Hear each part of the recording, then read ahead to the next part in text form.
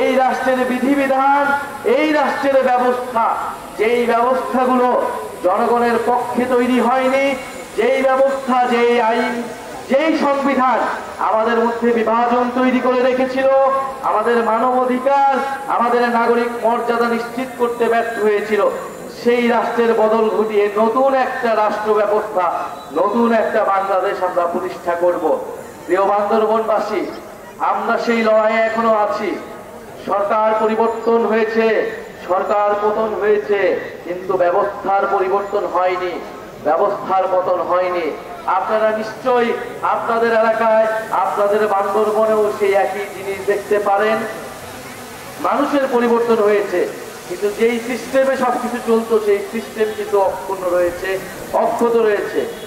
প্রিয় বান্দরবনবাসী, আমরা জানি বাংলাদেশে বহু জাতি গোষ্ঠী বসবাস করে যুগ যুগ ধরে, বহু জাতিসত্তা রয়েছে।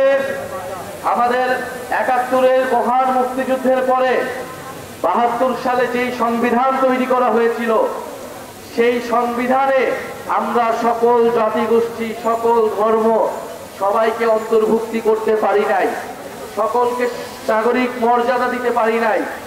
ফলে এই যে মুজিববাদী সংবিধান, এই সংবিধান গোড়া থেকে একটা ফ্যাসিস্ট সংবিধান ছিল, যেটা সমাজ ও রাষ্ট্রে সবসময় বিভাজন তৈরি করে রাখত। আমরা বলেছি এই যে মুজিববাদ, যেটা ফ্যাসিবাদের আদর্শ ছিল, যে এই মুজিববাদী মতাদর্শ আমাদেরকে বিভাজিত করে রেখেছে, বছরের পর বছর ধরে নানা নামে সে বিভাজন তৈরি করেছে। কখনো মুক্তিযুদ্ধ বনাম রাজাকার, কখনো বাঙালি বনাম পাহাড়ি, কখনো কখনো ইসলাম বনাম ধর্ম নিরপেক্ষতা, নানান বাইনারিতে, নানান বিভাজনে আমাদেরকে বিভাজন করে রেখেছে। গণ অভ্যুত্থানের মধ্য দিয়ে এই সকল বিভাজন দূর হয়েছে, সবাই আমরা একটা ঐক্যবদ্ধ জায়গায় আসতে পেরেছি।